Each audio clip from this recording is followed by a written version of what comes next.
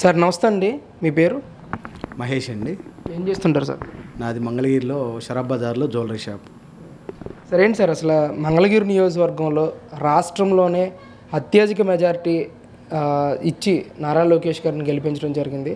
మరి ఈ 9 నెలల కాలంలో నారా లోకేష్ గారి మార్క్ ఏమన్నా కనిపిస్తూ ఉందా? మంగళగిరి నియోజకవర్గంలో ఏంటి పరిస్థితి? మంగళగిరికి 175 నియోజకవర్గాల్లో కూడా మహర్దశ పట్టిందని చెప్పి ఖచ్చితంగా చెప్పొచ్చు.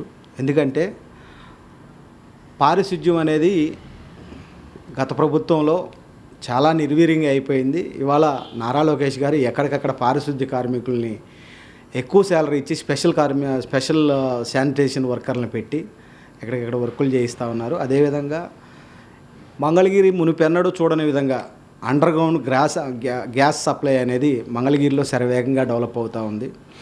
అదేవిధంగా మంగళగిరి నియోజకవర్గంలో నిడమర్ రైల్వే బ్రిడ్జ్ అనేది మంగళగిరి ప్రాంత ప్రజలకి ఒక కలలాగా మిగిలిపోయింది. ఆ బ్రిడ్జిని కూడా 2 రోజుల క్రితమే లోకేష్ గారు శాంక్షన్ చేయించారు. 16 నెలల్లో చేసి చూపిస్తామని చెప్పి అనౌన్స్మెంట్ చేయటం. అదేవిధంగా మాది రత్నాల చెరువు అని ఒక స్లమ్ ఏరియా, దరిదాపుగా 40 సంవత్సరాల నుంచి అక్కడ ఉన్నటువంటి పేద ప్రజలు కనీస మౌలిక సదుపాయాలు లేక ఇబ్బంది పడుతున్నటువంటి ప్రాంతం అది. ఆ ప్రాంతంలో ఇప్పటికిప్పుడు సిసి రోడ్లు కానివ్వండి అన్నీ శరవేగంగా జరుగుతూ ఉన్నాయి. అదేవిధంగా రేపు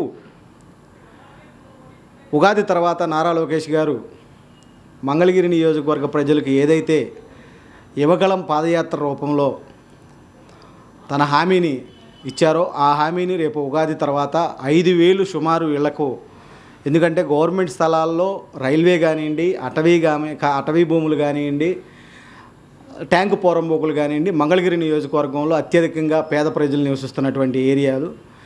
ఆ ఏరియాల్లో చాలా వాటికి 5,000 పట్టాలు ఇవ్వటం అనేది హర్షించదగ్గ విషయం. అది ఒక్క నారా లోకేష్ గారితోనే సాధ్యమని చెప్పి మంగళగిరి ప్రజల్లో ఒకటిగా నేను భావిస్తూ ఉన్నాను.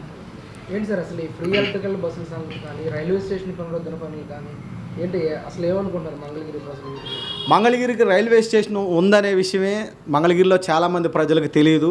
ఇవాళ నారా లోకేష్ గారు ఆ రైల్వే స్టేషన్ని దరిదాపుగా ఒక జిల్లా హెడ్ క్వార్టర్ రైల్వే స్టేషన్ ఏ మాదిరిగా అయితే ఉంటుందో అలా తయారు చేయటం అనేది చాలా శుభసూచకంగా భావిస్తూ ఉన్నాం. అదేవిధంగా ఇప్పటి వరకు ప్రపంచ ప్రఖ్యాతిగాంచినటువంటి ఎయిమ్స్కి సరైన మౌలిక సదుపాయాలు లేవు. ఎందుకంటే ఆ రోజున టీడీపీ గవర్నమెంట్లోనే ఈ ప్రాంతం అయితే బాగుంటుందని చెప్పి గౌరవనీయులు చంద్రబాబు నాయుడు గారు ఎయిమ్స్ని మంగళగిరికి తీసుకురావడం జరిగింది. ఆ తర్వాత వచ్చినటువంటి ప్రభుత్వం కనీస మౌలిక సదుపాయాలు నీళ్లను కూడా ఇవ్వలేదు. లోకేష్ గారు ఇక్కడ ఎమ్మెల్యేగా గెలిచిన వెంటనే ఎయిమ్స్కి ఆత్మకూరు చెరువు నుంచి కూడా వాటర్ ఇవ్వటం, అనేక ప్రాంతాల నుంచి, ఎందుకంటే రాష్ట్రమే కాకుండా పక్క రాష్ట్రాల నుంచి కూడా పేద ప్రజలందరూ కూడా ఎయిమ్స్కి వస్తూ ఉంటారు. అలాంటి ఎయిమ్స్కి మౌలిక సదుపాయాల్లో భాగంగా నీళ్ళను కల్పించడం కానివ్వండి. చాలామందికి కూడా మంగళగిరి బస్టాండ్ దిగిన తర్వాత ఎయిమ్స్కి ఎలా వెళ్ళాలనేది ఒక పెద్ద క్వశ్చన్. ఎందుకంటే చాలామందికి ఎయిమ్స్కి దారి తెలియక ఈ ఆటోలోళ్ళు మోసాల్లో, అంటే అందరూ అలా ఉన్నారని చెప్పలేము, చాలామంది మోసం చేస్తూ, కొంతమంది కనీసం ఆటో ఛార్జీకి కూడా డబ్బులు లేక అక్కడికి నడుచుకుంటూ వెళ్ళాలన్నా సరైన దారి తెలియని పరిస్థితుల్లో ఇవాళ ఫ్రీ ఎలక్ట్రికల్ బస్సుని ఒక మంగళగిరి దేవస్థానానికి, నరసింహస్వామి దేవస్థానానికి ఒకటి ఎయిమ్స్కి కేటాయించడం కూడా చాలా హర్షించదగ్గ విషయం. అలాగే మంగళగిరి ఈ 5 సంవత్సరాల్లో మునుపెన్నడు చూడని డెవలప్మెంట్ అవుతుందని చెప్పడంలో ఎటువంటి ఆస్వాస్పదం లేదు. సరే, అంటే ముఖ్యంగా మంగళగిరి నియోజకవర్గంలో చేనేత కార్మికులు కానీ, ముఖ్యంగా స్వర్ణకారులు కానీ ఎక్కువగా జీవిస్తూ ఉంటారు. మరి వీళ్ళ అభివృద్ధికి ఎలాంటి అడుగులు వేస్తూ ఉన్నారు లోకేష్? గతంలో 2019లో నారా లోకేష్ గారు మంగళగిరి ప్రాంతంలో పోటీ చేస్తూ షరాబ్ బజారుకు వచ్చి స్వర్ణకారులను ఉద్దేశించి నేను ఇక్కడి నుంచి గెలిస్తే స్వర్ణకార కార్పొరేషన్ ఏర్పాటు చేస్తానని చెప్పి ఆ రోజున ఆయన మాట ఇవ్వటం, అతి కొద్ది స్వల్ప మెజార్టీతో ఆయన ఆ రోజు ఓటమి చెందటం జరిగింది. ఆయన మనం మాట ఇచ్చాము, గెలిస్తే కదా మనం చేయాల్సిందని చెప్పి ఆయన బాధ్యతను విస్మరించకుండా ఓడిపోయినప్పటికి కూడా LN gold Smith welfare society అని చెప్పి ఒక సొసైటీని ప్రారంభించి స్వర్ణకారులకు ఇప్పటివరకు అండదండలుగా ఉంటూ ఏదైతే నారా లోకేష్ గారు మంగళగిరి ప్రాంత స్వర్ణకారులకు కానివ్వండి, యువగళం పాదయాత్రలో స్వర్ణకారులకు ఇచ్చినటువంటి హామీలో భాగంగా స్వర్ణకార కార్పొరేషన్కి అడుగులు పడతా ఉన్నాయి. అదేవిధంగా మంగళగిరిని జెమ్స్ అండ్ జ్యువెలరీ హబ్గా కూడా మార్చటం, దానికి కూడా స్థల సేకరణ పనులు కూడా శరవేగంగా జరుగుతూ ఉన్నాయి.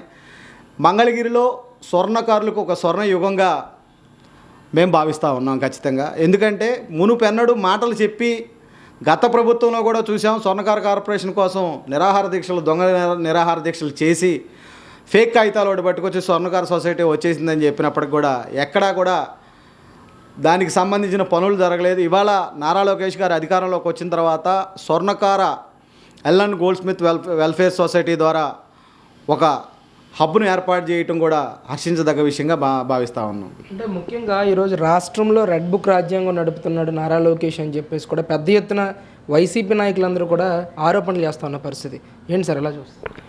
అంటే ఇప్పుడు జరుగుతున్నటువంటి అరెస్టులన్నీ కూడా వాళ్ళ నోరు తుత్తర వల్ల జరుగుతున్నటువంటి అరెస్టులు. ఎందుకంటే గతంలో తెలుగుదేశం పార్టీ చోటా మోటా ఒక కార్యకర్తను కూడా ఒక నిరసన కార్యక్రమానికి కూడా బయటకు లేకుండా నిరంకుశంగా పరిపాలించినటువంటి ప్రభుత్వాన్ని మనం అంతా కూడా చూసాం. ఇవాళ ఏ వైసీపీ కార్యకర్తను అరెస్ట్ చేశారండి? ఏ సామాన్యుని అరెస్ట్ చేశారండి? ఏ ప్రజా సంఘాలను అరెస్ట్ చేశారండి?